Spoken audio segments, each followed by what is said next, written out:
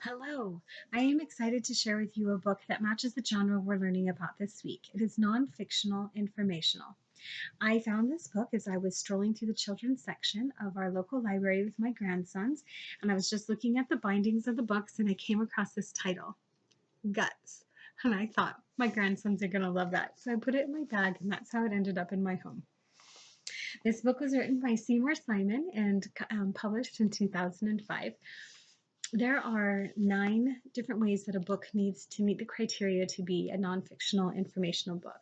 And those are accurate facts, scientific, qualified, needs to be significant, believable, up to date. The illustrations need to match the literature that we have. It can have no stereotypes, be thought-provoking, organized well, and interesting. And this book definitely qualifies for all 9 of those. I'm going to share with you a few of the highlights from this book that showcase that. The illustrations are done in 3 manners. They are endoscopic pictures, x-rays, and also digitally created computer-generated pictures. This first one that I'm going to show you speaks about the organization of the book and is a computer digitally illustration of the process that our body goes through from mouth to anus and all in between of obtaining the nutrients that we need for our bodies to be healthy. And the lingo in the book is very understandable and also very matter of fact and scientific. To help us understand, it gives relations to things. So for example, here on the first page, it talks about how we probably eat 3 meals a day and a couple of snacks and some juice and milk. Well, to understand how much that is over the course of a year, it compares that to a truckload. So the truckload of sandwiches and pizza and salad that you've inhaled this year need to be processed. And this is the way that our body processes the food. And it starts in our mouth with the teeth. So here we have an x-ray. You can see the nose and the mouth and the chin. And so here are the teeth, and it's talking about the teeth. And even though it uses a couple of big fancy words in identifying the different teeth in our mouth, it also compares those or explains them with juvenile words that even I understood. I love this one. The chisel-shaped front teeth are called incisors. They're used to slice off chunks of food. So I get that. It makes sense to me. And then it uses big words. Our deciduous teeth. Well, the deciduous teeth are baby teeth, also called milk teeth.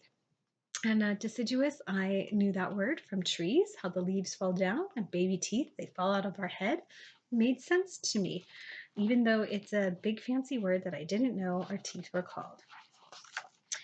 Some things in our body are not so pretty that we think of. Most women don't like it when people hock a loogie or spit, but here's a picture of our saliva.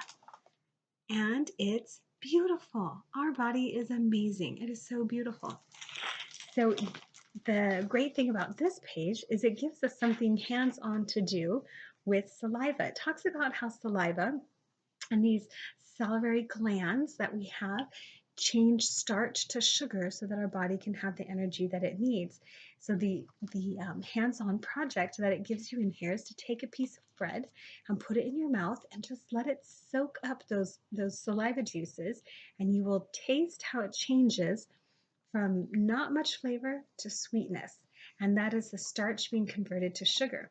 Now, if you were to do that very same thing with a peanut or a piece of cheese, it says that it will never taste sweet because it's not a starch. So what a great little hands-on activity that the book just gives you. Talks about how our muscles push things down on the esophagus and into our stomach. And then here's another hands-on activity. It says, point to your stomach. Surprise! It's not behind your belly button. Your stomach is in the shape of a J. And it shows you a picture of the stomach on the left side, just beneath your rib cage. So it's not right behind your belly button. And it talks about how the chewed up food enters this space and what happens to it in that space. And next, it shows you the inside of that space. And I think it's such a beautiful picture. So rad. But something surprising that I didn't know is that the inside of your stomach that lining is replaced every 4 days because the hydrochloric acid is so powerful that it could burn a hole right through an iron nail. And that hydrochloric acid is protected by a coating of mucus. And here we're hating on mucus all the time. It's doing our body so much good. At the end of your stomach, here's a picture. And that is as your stomach is beginning to open and release it into the intestines. Isn't it beautiful? It looks like a brightly colored orange. It's just lovely. One thing that I do wish and would recommend to the author in the future is that these fancy words like peritaliasis, I'm not even sure I said that right, if they could have either a pronunciation guide at the end of the book or maybe little parentheses here that tell me how do I say that correctly, that would be one thing I would maybe improve upon this book. Then it talks about how our intestines here, aren't those beautiful? 20 feet of those in our body. Isn't that amazing? You have 20 feet of intestines in your body. And inside those intestines, here's something else. This one kind of looks like wool, sheep wool to me. That's the inside of your intestines. Listen to this. The inner lining of the small intestine is about 2,700 square feet, 10 times greater than the area your skin covers, and almost the size of a basketball court. Now that's something a child can understand. Every child has ran up and down a basketball court, but they don't know what 2,700 square feet is. So that is fabulous. I love how it compares it to things we understand. I know that I'm totally out of time. Here's just another beautiful picture. We're talking about the pancreas and the liver, and how your liver is so amazing that it can regrow to its original size of the organ, even if it has been surgically removed or destroyed by health. Isn't that something? We're like amphibians. So it talks about the time that our food spends in.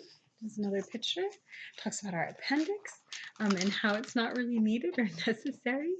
It talks about our colon, and it gives some good advice, the sage advice here at the end of the book. It says, if ever your digestive system isn't working correctly, talk to your parents about it. Talk to your school nurse about it.